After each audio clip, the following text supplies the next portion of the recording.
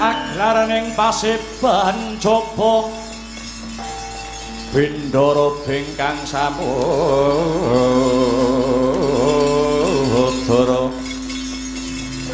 Abra busananing adya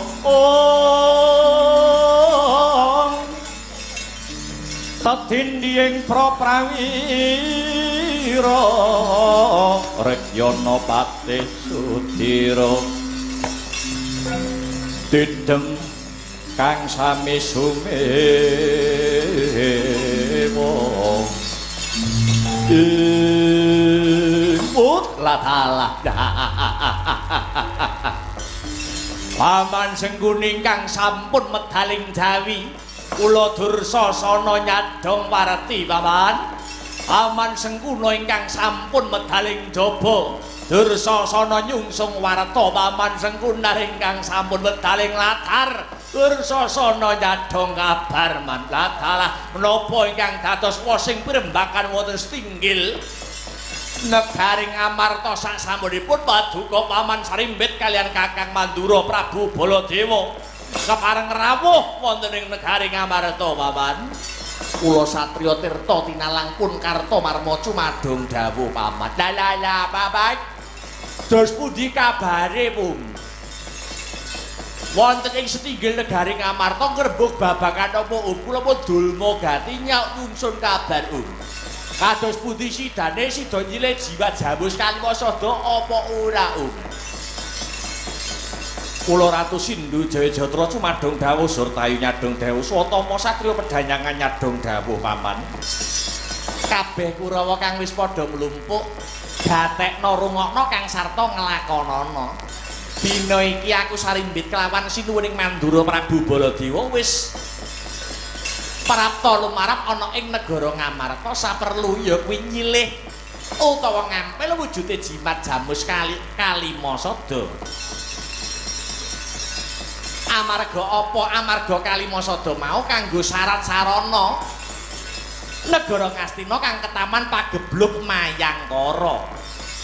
Nanging he para Kurawa, pirembugan ana ing negara Ngamarta durung rampung kedadak ana babak anglayani jujul anusuli. Ya kuwi ana tekane Petruk kantong bolong, wong pidak pedaraan loro saudon telu saurupan kere munggah bali anake Semar ya kuwi Petruk karo adine lanang ya kuwi si Bagong.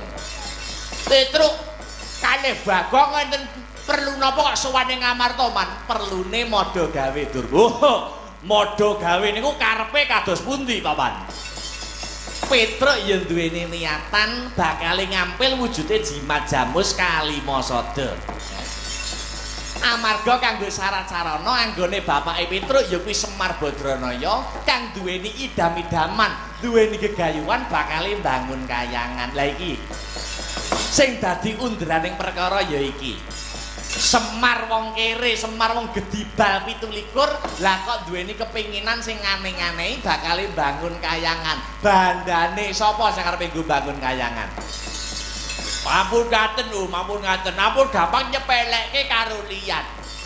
Mbak Semar niku ing tata lair ketoke wong mlarat. Mbak Semar niku ketoke tata lair wong miskin. Ning Semar niku pangijawantahe Bathara Ismaya, pamonge tanah Jawa. Sampeyan ampun nyepelekke. Sampeyan yo durung ngerti to apa karepe Semar kok bakal bangun kayangan. Mula aja sok nuduh sing ora-ora, aja sok nutuh sing ora-ora, Wis wae rasa kakean gunem sing tanpa guna. Kowe yo ora ngerti to apa niate Sengkuni, nak kowe yo ndak ngerti to Durmagati. Niat dos pundi, Anggonku nyilih jimat jamus Kalimasada ki sejatine niate Sengkuni kuwi ora kok kanggo nambani larane negara Ngastina, ora kok kanggo maluyake kahanan kang sarta swasanane negara Ngastina ki babar pisan ora. Niat paduka napa man? Niatku ora ana liya kejaba mung golek keringkiyane Pandhawa. Mula aku ngajak Sinuwun Mandura Prabu Baladewa merga apa? Sinuwun Mandura Prabu Baladewa kuwi wong sing dipercaya karo Prabu Puntadewa. Nek Kurawa dhewe sing nyilih tak kira ora bakal diwulungke Kalimasada. Ning nek ngerangkul Ratu Mandura Prabu Baladewa tak kira gampang. Iki engko Kalimasada yen wis sida disilihke karo para Kurawa, Pandhawa bakal ringkih. Merga Pandhawa kelangan jimat, Kalimasada kae ing tata lair wujude jimat. Ning sejatine kae dasare wong-wong Pandhawa, dasar negara sing ora kena ucul. Oh, lah dalah. Tinemune jebul duwene niat elek to. Wis elek apa apik urusan mburi. Nek ana penake kowe kabeh melok ngrasake. Mula kang mangkono anggone nyilih Kalimasada tegese Petruk kantong bolong dadi pepalang. Apa maneh Petruk wis maneni karo Sinuwun Mandura. Iki wis genah serep nyawane Petruk. Wong Sinuwun Mandura Ratu Sekti Mandraguna pilih tanding sadroning ayuda kok dimungsuhke karo Petruk. Lajeng kersanipun paman kadosa pundi? Aku nganti kadang-kadang para Kurawa. Anak-anakku para Kurawa. Aku samar yen sing gurine Petruk iku mesti enek sing ndekengi. Yen Petruk ana sing ndekengi tegese ana bobol boroting perkara, Kurawa kabeh kudu melok jumangkah, Kurawa kabeh kudu melok kumrembyah. Nggih, ngestaken dawuh aman. Muga-muga antuk pengasih saka Gusti Kang Maha Asih ya Kurawa. Swatama kula wonten dawuh paman kaya adat saben ya Le. Metuan jaba undang Wadyabala pisan dandan kaping 7 mlumpuk kaping 3 kabodolake. Surak semprang bareng tumandang cekel Petruk rangket tangane bondo sikile pocok gulune aja nganti petruk sing disilik jamus kali masada lho nggih ngestaken dawuh budal dina iki aja nganti kaya bocah cilik sarama umre kang bala lumares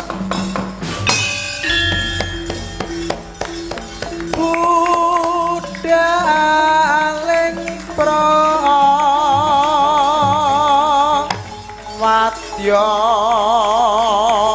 kusma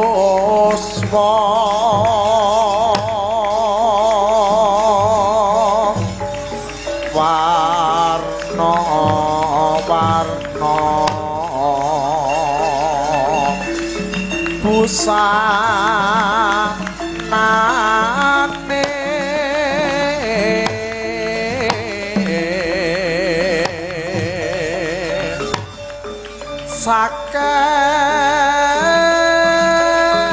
sakehing prawadya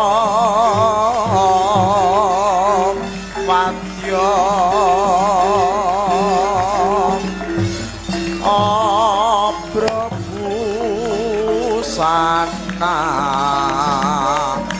nira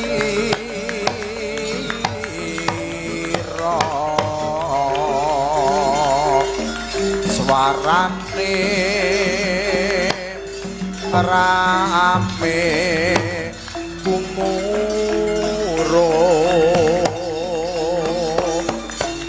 pindho baik samudra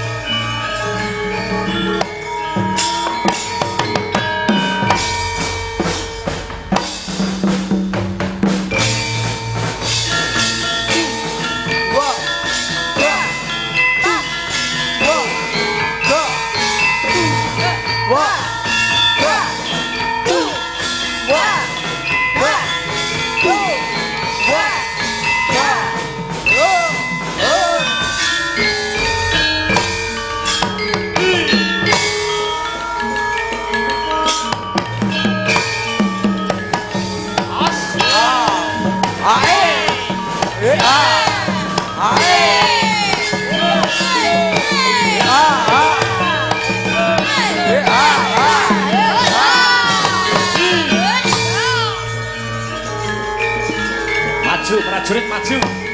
Yo.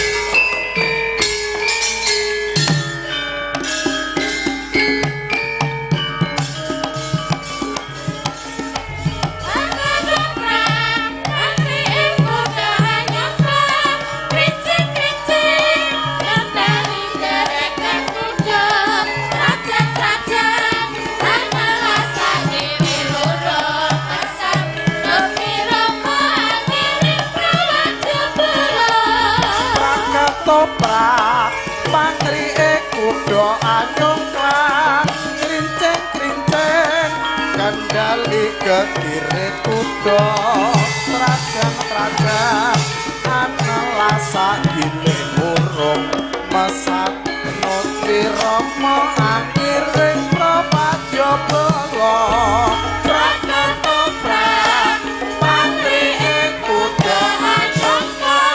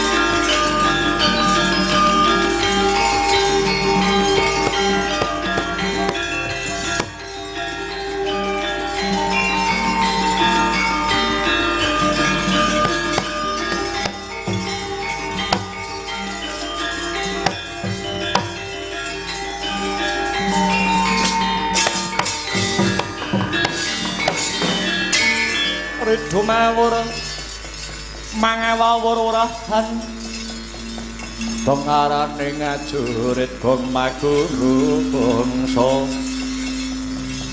tata kaya butula para pangri ing turangga hesti miwang duwaja kang kekitir ora kata ingkang duwaja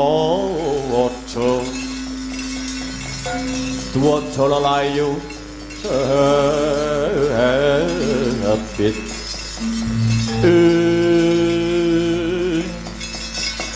Kang Bagong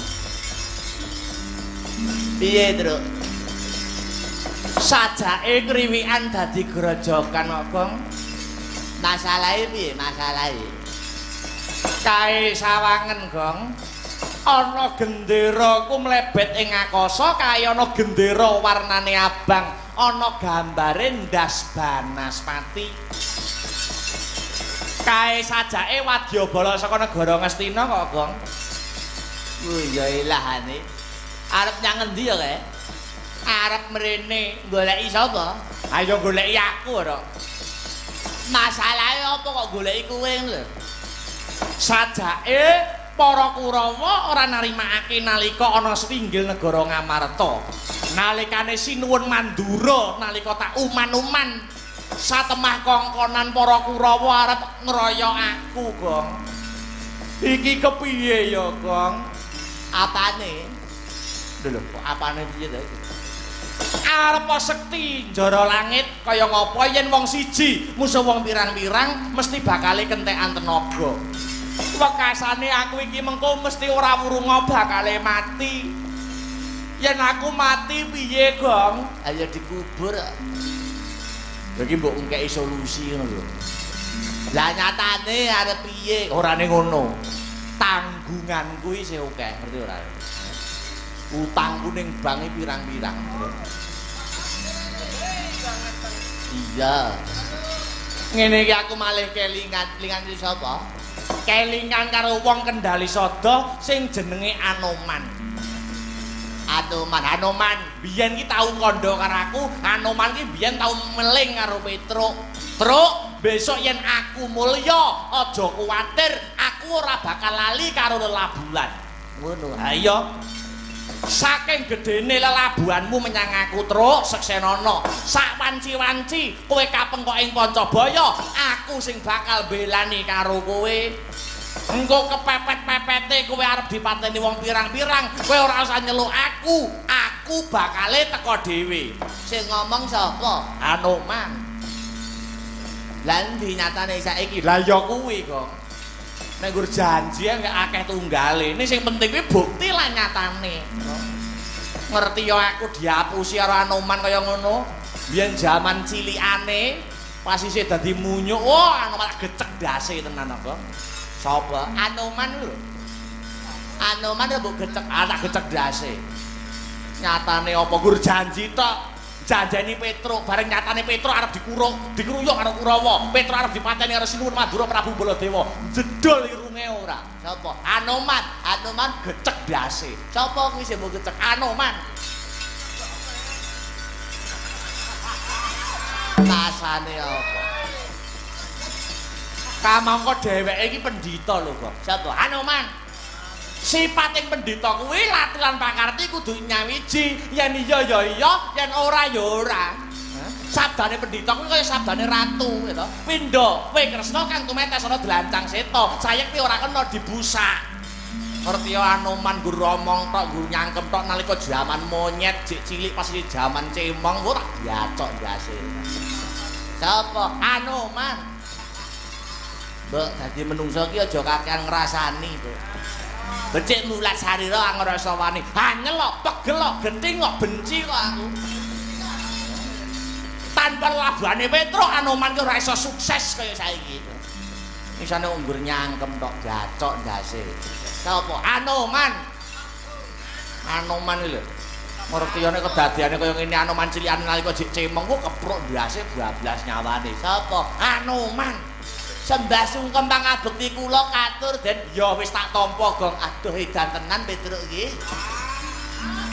dian iki truk-truke dompet jiglok ning guringe dompete sapa? Ayo genah dompetku.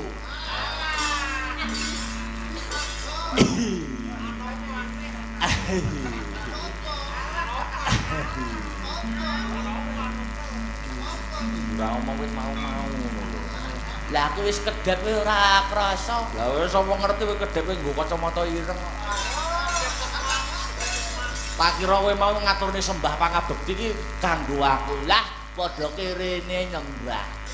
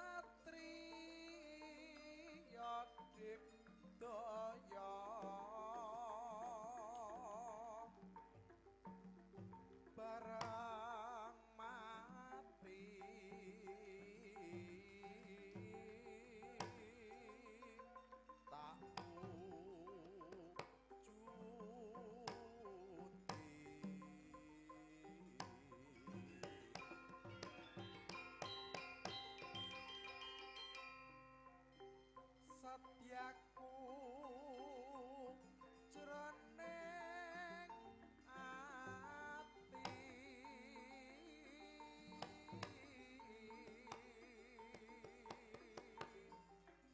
yen mati beliwang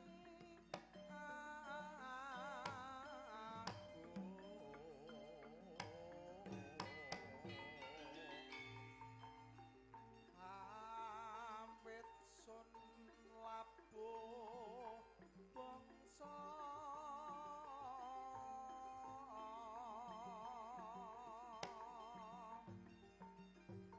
anjrah arum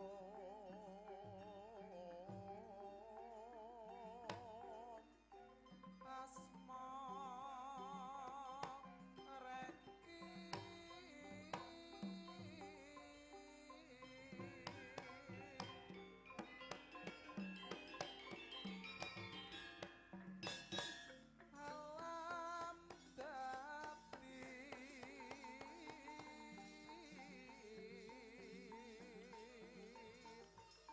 saksi sun prawira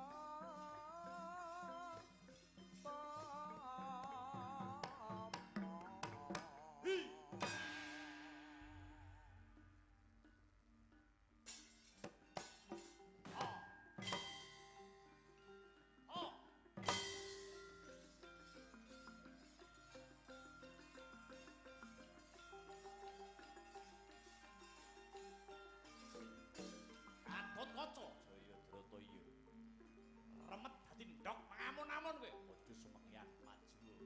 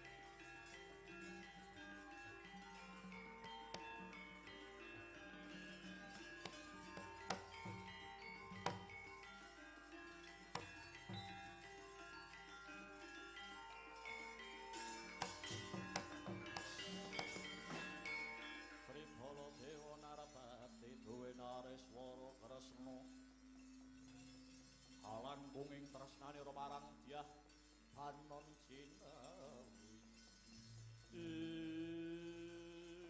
Sajake Petruk wis bosen ngemut legining gula jeleh nyawang sora teng srengenge. Wani ngadepi Nalendra Mantura Prabu Baladewa. Sing kula wani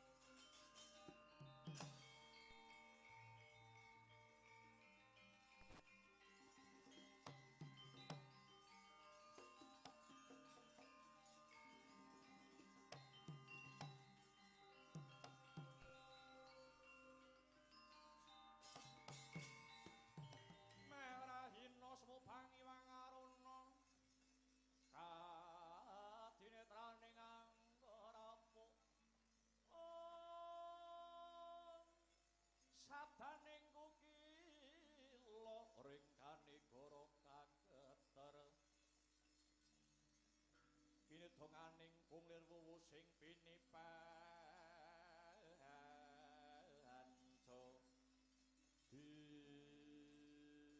Batumpet durung adoh lakuku saka negara Paranggani iki lah kok kepapak ana satriya bagus dedeke ngringin sungsang teng awakku ya Tejo memper kaya sajroning pangimpenku jenengmu sapa Raden Satriya Plongko mati ya Tanjunganom kekasih Raden Bimanyu Raden Abimanyu pancen bener paduka ingkang kula upati Raden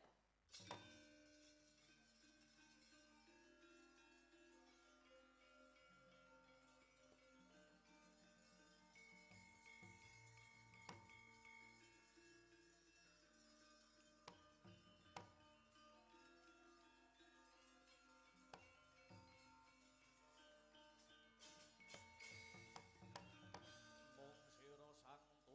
ngarung ilining memanis hambleber mring kang cipta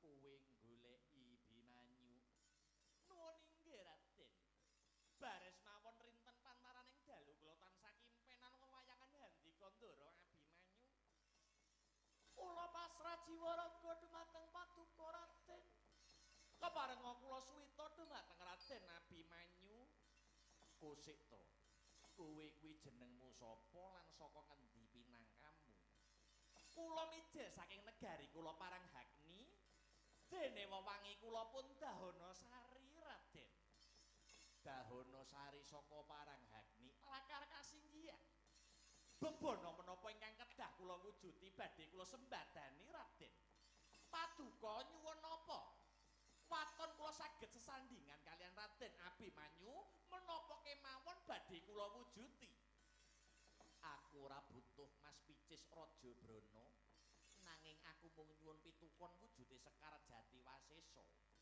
manut kabar kang sumebar pawarta kang warata Sekar Jati Wasesa mapane ana negaramu Paranggani leres dawuh ngandika Raden paduka napa ngersakaken Sekar Jati Wasesa iya aku mung nyuwun kuwi sumangga kula kanthi wonten negari kula Paranggani paduka Raden kula aturi methik piyambak Raden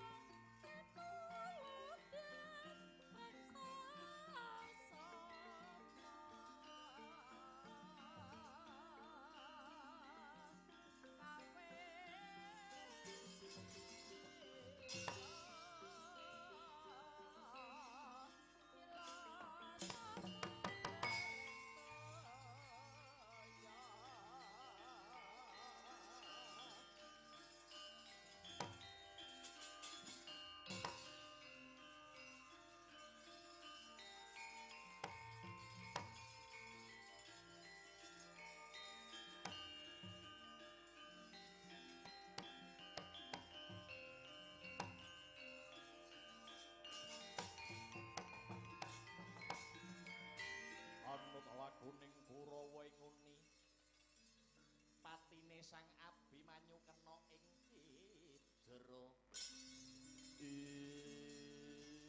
Wa Semar iki wis tekan ana jroning negara Paranggani sarta wis entuk palilah methik wujude kembang Jati Wasesa yen kula sawang nggih teng inggil nika sing diarani Sekar Jati Wasesa iya Wa Semar yen wis kelakon tak petik wujude kembang mau enggal-enggal mlayu wae saka papan kene aja nganti Abimanyu rabi karo Dahanasari ingkang baku Sekar Jatiwasesa wis diantuk kinarya syarat wa Semar bakal ngampil wujuding Jamus Kalimasada.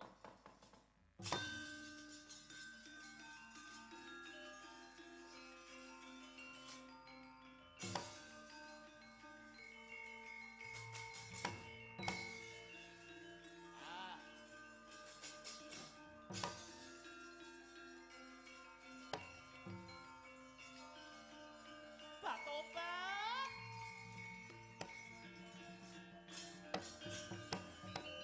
ana tetembungan telek dibungkusi mripatmu melek nanging diapusi jebule Raden Abimanyu mung melek karo kembang Jatiwasesa panjenengan mlayu panjenengan ngoncati janji tak tututi nadyan kowe manjing ana lak-lane naga Abimanyu.